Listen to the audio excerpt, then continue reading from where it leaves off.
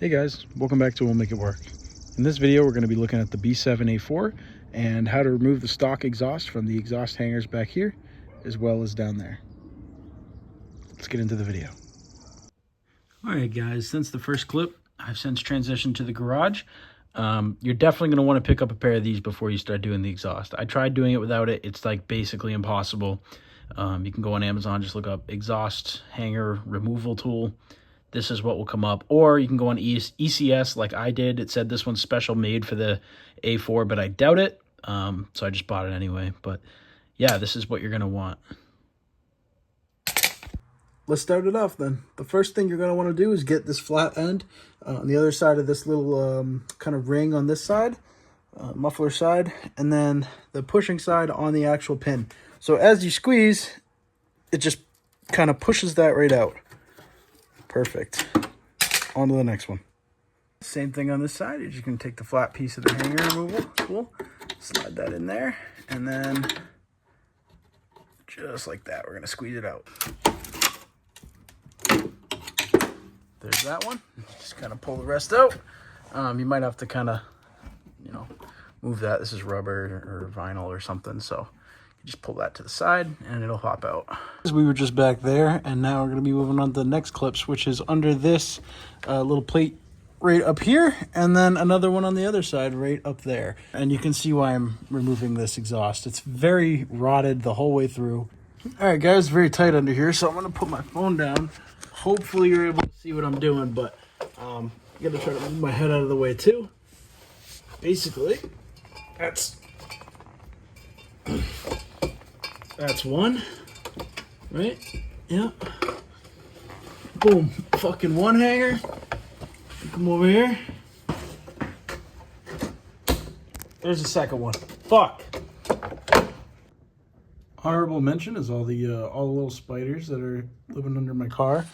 There's that one. I've got a pregnant one right here. I just found another one up front. I don't know what the fuck it is, but there's so many spiders in my car. So for this exhaust removal, the first thing you're going to have to take off is this downpipe here. And that's held on by this clamp that has two 13 millimeter nuts on it. So you're going to want to take that off. But to get to the inward one, this cross brace right here is in the way. So you're going to want to take this off. In order to do that, you're going to need a M10 spline bit. And that'll just kind of slide right in here. And this is going to need to come off.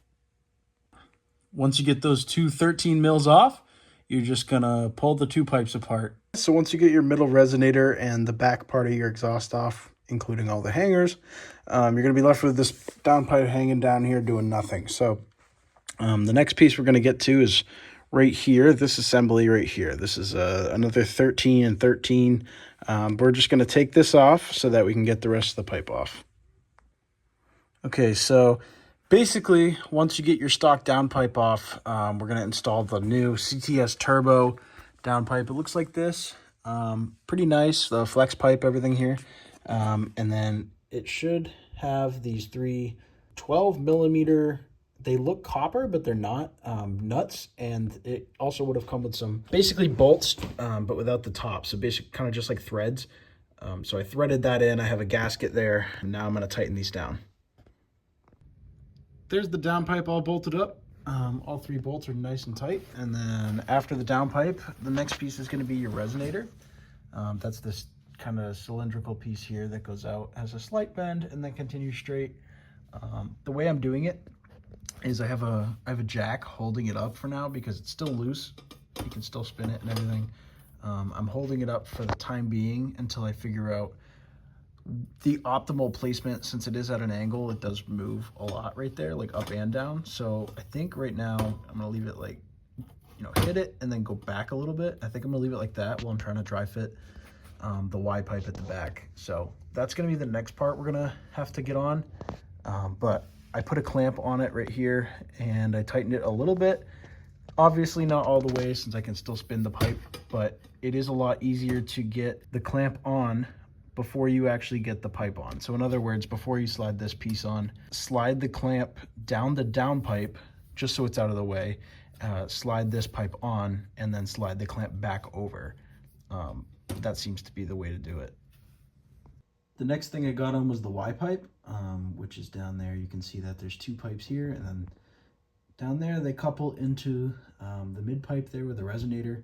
So basically, once you get the Y pipe fitted to the end of the mid pipe, you can put the hangers on, and then you should be able to take out your jack, and you won't need your jack to be holding up your mid pipe anymore, as the hangers from the Y pipe will be holding it. So once your Y pipe is hanging, you're going to want to basically just slide these 2 clamps onto each of the Y pipe ends, and then prepare your mufflers to go on. So this is kind of the way they're going to go on. This is the rear end, so this is the rear of the car.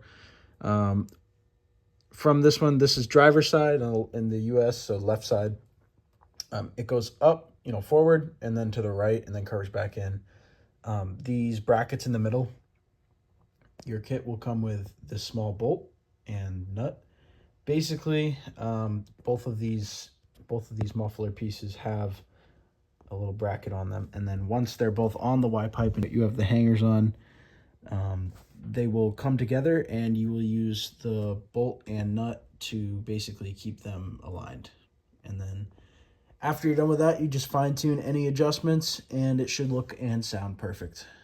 While you're installing everything here, this nut and bolt are 13 millimeters, and then every clamp, that's a 15 mil. So yeah, that's what it looks like. But when you're adjusting everything, you want to make sure that down here, neither of your hangers are touching this axle in the middle.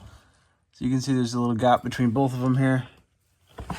The first time I tried mounting it had a gap, or sorry, didn't have a gap. You can see it actually was scratching it, and that's not good because this thing in the middle here spins as you drive. So you really don't want that, like grinding away metal or anything and ending poorly. But there it is. That's the CTS turbo install. While you're doing these, I found that it's best to leave this bolt loose. It's kind of an adjustment screw for, maneuvering both of these back and forward. And then while you're getting your mufflers mounted, like all of the clamps from the Y pipe backwards. So basically this clamp and then this clamp should both be loose. They should not be tight. Same thing with these 2. You want them both loose while you're getting everything fitted. And then once it's all proper and fits correctly, that's at the point where you're going to tighten everything down. So I wouldn't tighten any clamps 100% of the way until you are completely done with it. Guys, if this video was helpful today, please leave a like and subscribe. It's going to help the channel grow, especially if you're interested in B7A4 content. I make a lot of it, trying to pump out videos every time I do any type of modification. The last video was this reverse camera, so you can go check that out if you don't have one. But yeah, there's the exhaust installed. I will be posting sound clips of the exhaust in a video once the car actually runs, because right now it is a big electrical mess down here. So yeah, leave a like if this helped, and then subscribe for more content.